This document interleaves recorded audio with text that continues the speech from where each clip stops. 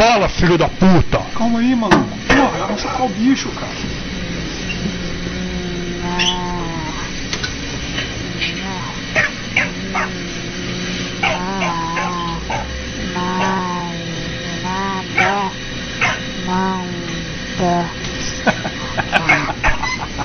Aí, não falei que ele ia falar, ó.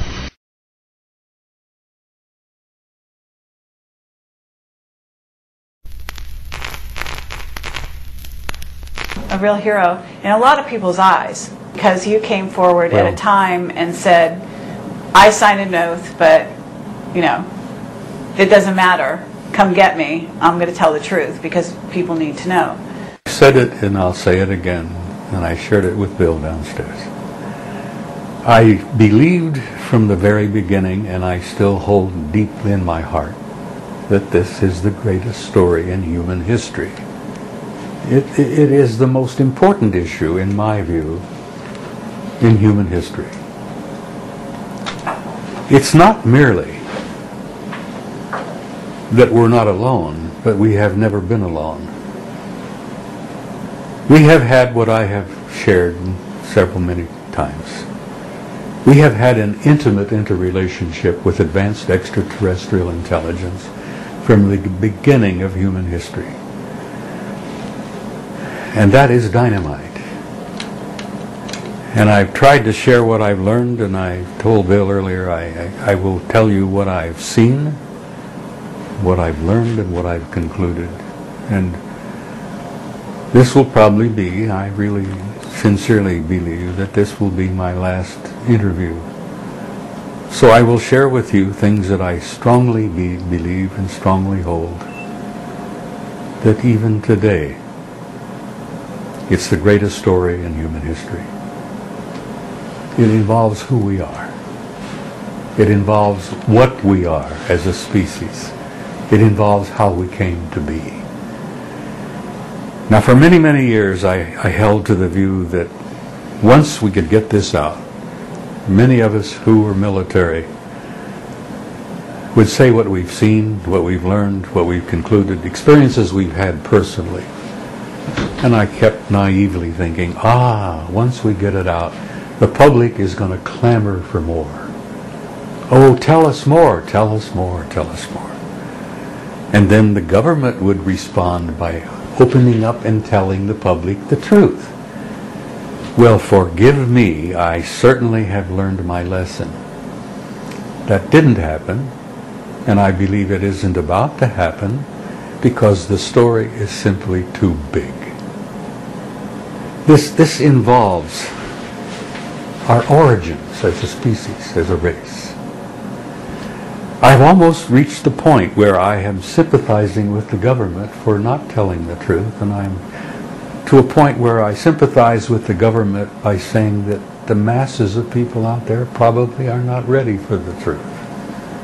That the masses of people probably couldn't handle the truth. Because the truth is incredible. It's dynamite.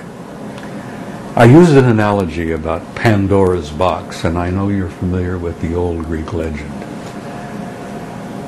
This alien issue, this extraterrestrial presence issue, is like Pandora's box. You can't open it just a tiny bit. You can't just tiny lift the lid and let just a little bit out. Because if you open the box, boom, everything's going to come out.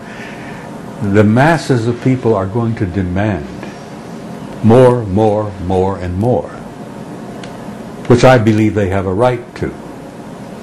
But that mass of information and fact is going to be earth-shaking, literally earth-shaking. Wouldn't you consider yourself something of an ordinary person? I mean, obviously you're fairly extraordinary. I've always felt of myself as a typical ordinary guy, yeah. All right. And you handle it. So not easily. Not easily, really? No. Can you tell me what it was like? Let me tell you that when you first I've been found at this out. for over 40 years. Right. And I first began to get some information of what was involved here. That to me was like a drug addict. You know, I've never taken drugs. Well, I smoke a little, and I drink coffee, and I have a little bourbon now and then. But aside, I've never taken hard drugs. Right.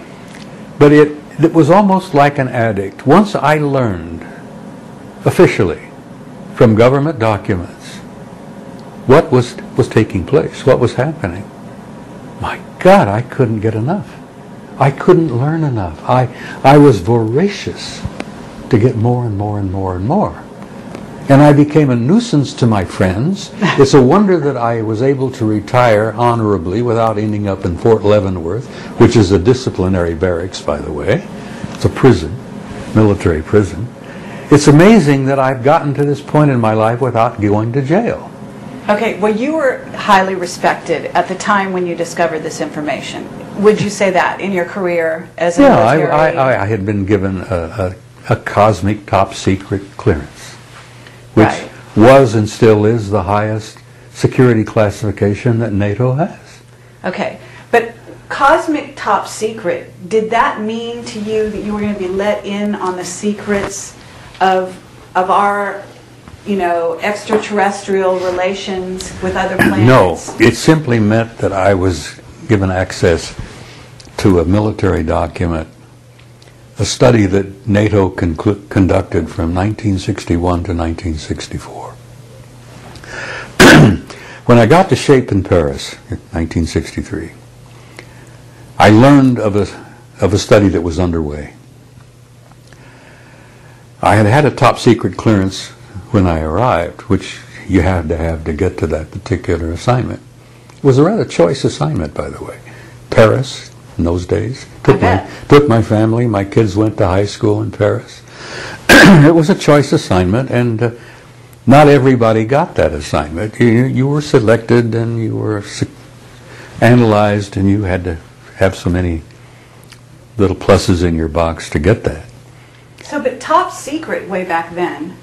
Top secret. Were you naive? Did you have no idea No. when you first came across this information? I had some suspicions, and I was curious about the extraterrestrial So you issue. Had suspicions way back. Oh, what yeah. is this? Oh, yeah. In the 60s. Well, you had suspicions. I went into the Army in 1950. Right.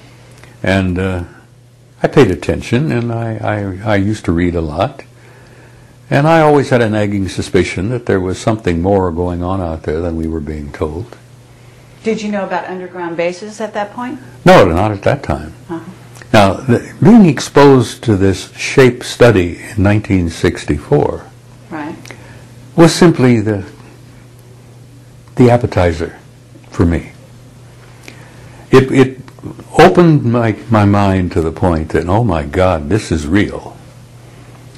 Not only did I see reports and study analyses and photographs, and there were autopsy reports I was able to study, because there had been crashes and retrievals of bodies and all the rest of it. So how many pages was the report? Oh, the study itself was about 1.5 inches thick. Oh, so it's quite like a book. Yeah, well, it was supplemented, supported by about 10 inches of appendices and, what do they call them, annexes. Really? There were 10 of them. So the study it laid out the problem, as any military study will do. It laid out the problem, the purpose and the meaning of the study, and some of the conclusions of the study, and then it referred to the annexes, which were the ones that had all the details. I see. For example, there was an annex on retrieval of bodies and autopsies with photographs. Okay. So once I got a chance to go through this thing, with my cosmic clearance allowed me access to it in the vault. At any time you could go back in? Well, at any time I was on duty in SHOCK. SHAPE is Supreme Headquarters Allied Powers in Europe. SHOCK is the Supreme Headquarters Operations Center. It was the war room. Okay. I worked in there regularly. I ran duty rosters. I was a senior NCO at the time. I was a senior master sergeant at the time. And my clearance allowed me, I had a desk in SHOCK. I had a desk in the Operations Center over in the corner. And I ran the duty rosters, and I was in charge of giving assignments and all to all of the lower enlisted men.